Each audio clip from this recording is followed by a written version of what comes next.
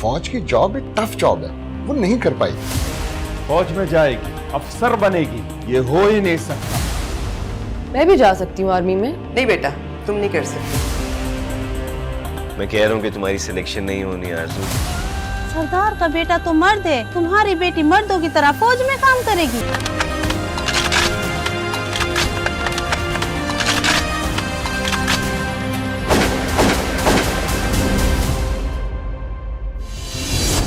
मैंने अपने आप में जीना, मुझ में है ये दम, है मुश्किल रास्तों पे चलना, भूल के सारे हम। Let me tell you that our men fight to defeat the enemy, but it is our women who make us invincible.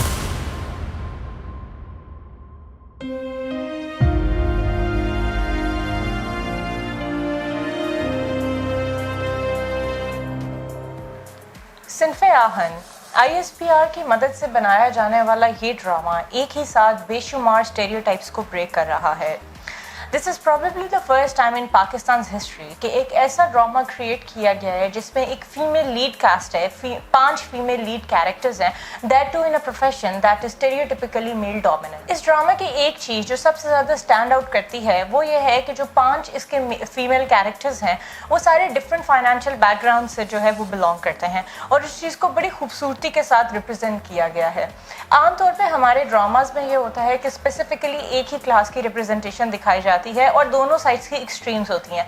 या तो एक बहुत ही गरीब किस्म की फैमिली होती है जिसमें अगर प्रोटैगनिस्ट जो लड़की है वो यूजुअली हैदराबाद में कहीं दूर किसी छोटे से घर में रहती है, BA करके वो मुश्किलों से अपने घर का गुजारा कर रही होती है, बच्चों को ट्यूशन्स देती है और बड़े ही मखदूश हालात में जो है वो और उसकी माँ जो है गुजारा कर रही होती हैं। या तो हमें ये साइड दिखाई जाती है या फिर कराची के किसी बहुत ही पॉश एरिया में in most of the cases DHA में डिफेंस में रहने वाली एक लड़की होती है जिसकी ज़िंदगी में शॉपिंग के अलावा और घूमने फिरने के अलावा कोई गोल्स नहीं होते। तो यूजुअली हमें इसी तरह की रिप्रेजेंटेशन अपने ड्रामाज में नज़र आती है, लेकिन इस ड्रामा की सबसे यूनिक चीज़ ये है कि इसमें हमें 5 डिफरेंट फाइनेंशियल बैकग्राउंड से ताल्लुक़ रखने वाली लड़कियों की ज़िंदगी के बारे में हमें बताया गया है।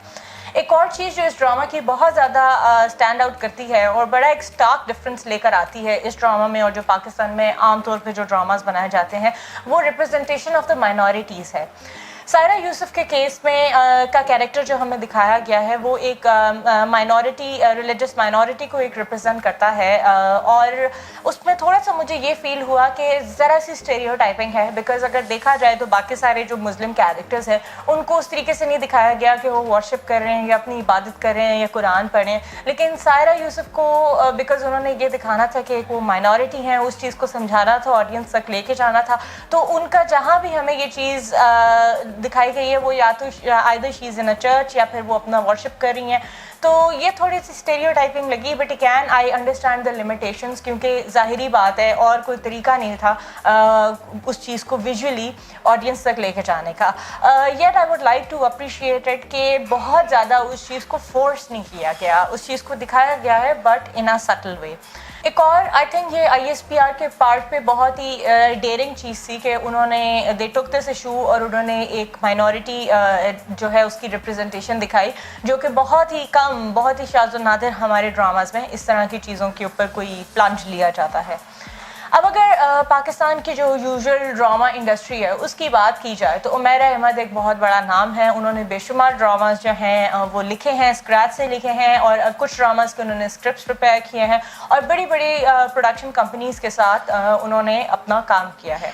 लेकिन उमैरा अहमद की राइटिंग्स की एक स्पेसिफिक ट्रजेक्ट्री है। अगर उनके जो पुराने ड्रामास हैं जिनमें ज़िंदगी गुलजार है, दुरे शहवार, शहरज़ाद, इस तरह के ड्रामास अगर देखा जाए तो उसमें मोस्ट ऑफ द केसेस में वो अब्यूज़ को बहुत ज़्यादा ग्लोरीफाई करती हैं।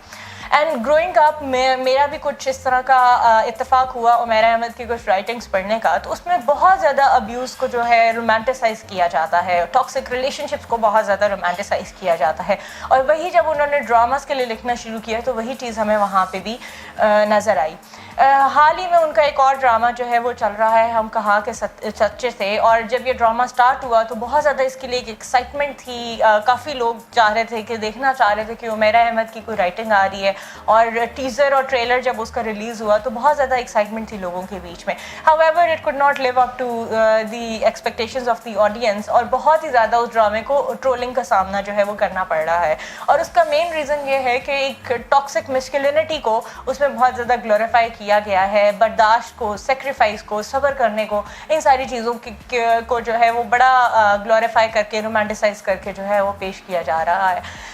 اب اگر بات کی جائے ارلی 2011 کی یا 2012 کی, تو اس ٹائم پہ اس طرح کے جو ڈراماز تھے وہ ٹیک آف کر جاتے ہوتے تھے, بیکاز لوگ شاید اتنے ایجوکیٹڈ نہیں تھے, اتنی اویئرنیس نہیں تھی لوگوں کے بیچ میں, آڈینس بھی تھوڑی سی نائف تھی, اور جو ہماری جنریشن ہے وہ کافی ینگ تھی اس ٹائم پہ to understand these social issues. تو اس ٹائم پہ یہ ڈراماز جو ہے ہماری امیوں کی جنریشن میں خاصے مقبول ہوتے تھے, اور وہ چیزیں چل جاتی تھی بیکاز انہوں نے بہت ہی زیادہ یہ ابیوز اور یہ چیزیں انہوں نے برداشت کی ہوئی ہیں اپنے ٹائم میں. But now that we have grown up, تو ہمیں ڈسٹنگوش کرنا آتا ہے between what is right and what is wrong, اور کس طریقے سے چیزوں کو پریزنٹ کیا جا رہا ہے. تو ہم کہاں کے سچے تھے کہ کیس میں یہی سٹوری ہے کہ کافی ساری لڑکیاں جو ہیں وہ فیس بک پہ اور سوشل میڈیا پہ اس چیز کے خلاف آواز اٹھانی ہے کہ دس ایرا شوڈ اینڈ ناؤ, جہاں پہ خواتین کے ساتھ جو ہے برائی کو یا خواتین کے ساتھ ظلم کو گلوریفائی کیا جاتا ہے. اور کافی ساری ایکٹیوسٹ, سوشل ایکٹیوسٹ اور سوشل میڈیا انفلوئنسرز بھی جو ہیں اس چیز کے اوپر بات کریں. So the debate has started which shows that change is happening, even though change is really slow but it is happening, and یہ آئی تھنک ایک بہت بڑا شفٹ ہے جو پاکستان کی پوری سوسائٹی میں آ رہا ہے. اور ISPR اسی چیز کو کیچ کرتے ہوئے فیمنسٹک جو تھیمز ہیں وہ اپنے ڈراماز میں لے کر آ رہا ہے. پہلے ایک ہے نگار کی صورت میں ہمیں وہ چیز نظر ہے, اور اس کے بعد اب صنف آہن کے کیس میں بھی ہمیں وہ چیز نظر آ رہی ہے. یہاں پہ آئرنی یہ ہے کہ یہ ڈرامہ بھی عمیرہ احمد ہی کی تحریر ہے. تو میرا یہاں پہ یہ سوال ہے کہ Umera Ahmed is very well capable of writing on such issues. اگر وہ ایک طرف ہم کہا کہ سچے تھے اور زندگی گزار ہے اور شہرزاد ٹائپ کے اسکرپٹ جو لکھ سکتی ہیں, تو دوسری طرف وہ ایک ہے نگار اور صنف آہن جیسی بھی تحریریں لکھنے کے لیے she is completely capable. But the point is ہمارے یہاں جتنے بھی ڈرامہ ڈائریکٹرز ہیں یا پروڈیوسرز ہیں یا ایون رائٹرز ہیں, ان کو یہ لگتا ہے کہ شاید اگر ہم اس طرح کے تھیمز پہ جو کہ اسٹیریوٹیپیکلی ذرا ووک یا پروگریسو قسم کے تھیمز ہیں, اگر ان کے اوپر بات کریں گے تو شاید آڈینس دیکھنا نہیں چاہے گی.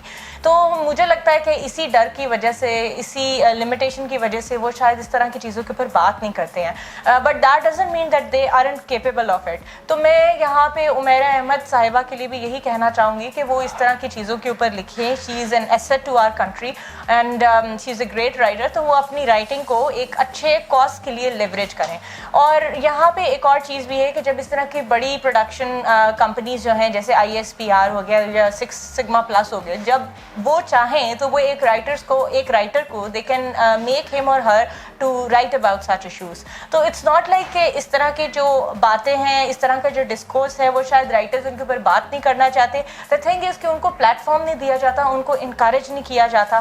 اور جہاں تک اس کی بات ہے کہ آڈینس دیکھنا نہیں پسند کرتی, تو یہ تو چیز میں نے پہلے جو ہمارا ایک ہے نگار کے اوپر جو ہم نے ریویو کیا تو اس میں بھی یہ میں نے بات کہی تھی کہ یہ تو بالکل ایک فالس کانسیپٹ ہے, کیونکہ جس طریقے سے ریسیپشن ایک ہے نگار کا ہوا ہے اور اب صنف آہن کے لیے جس طرح کی ایک ایکسائٹمنٹ اور تھرل ہمیں آڈینس کے بیچ میں نظر آ رہا ہے, تو that proves and that says a lot کہ آڈینس انٹرسٹڈ ہے. اور آڈینس اب تنگ آ چکی ہے ان ریڈنڈنٹ اور گھسی پٹی تھیمس کو لے کے, جہاں پہ وہی ڈومیسٹیکیٹڈ جو ہے ایشوز ہیں ان کے اوپر کانسٹنٹلی انہیں کے اوپر بات کی جا رہی ہے. یہاں پہ ایک چیز جو کہ بہت ہی اپریشیٹ کرنے کے لائق ہے وہ یہ ہے کہ ISPR ڈفرینٹ ایشوز کو ٹیکل کر رہا ہے جو کہ پاکستان کی ڈرامہ انڈسٹری میں آج سے پہلے کسی نے ٹیک اپ نہیں کیے.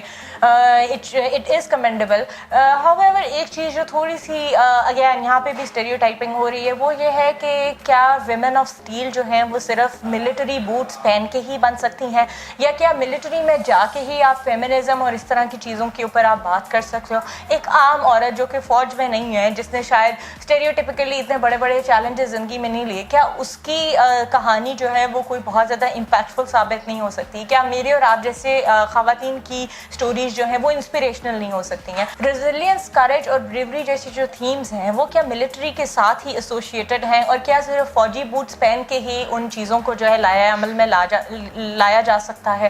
تو یہ میرے کچھ سوالات ہیں جو میں چاہوں گی کہ اس چیز کے اوپر ہم غور کریں. اور ہم سول کلاس کی بھی اگر جب بات کرتے ہیں تو وہاں پہ بھی ہم یہ ایک شفٹ دکھائیں گے. صرف ملٹری کی حد تک فیمنزم اور انڈیپینڈنس اور financial independence, encourage and bravery, اس طرح کے تھیمز کو صرف ملٹری کی حد تک ٹیکل نہ کیا جائے. ہم عام طور پہ جو ہماری ایک عام مڈل کلاس کے گھرانے ہیں، اس میں عام روزمرہ کی جو ہماری کہانیاں ہیں، اس میں بھی ہم ویمن آف اسٹیل دکھائیں اور دکھائیں کہ کس طریقے سے ہمارے معاشرے میں روز خواتین جو ہیں چیلنجز کو فائٹ کر رہی ہیں، اپنے لیے اسٹینڈ لے رہی ہیں اور معاشرہ جو ہے وہ ہمارا تبدیل کر رہی ہیں.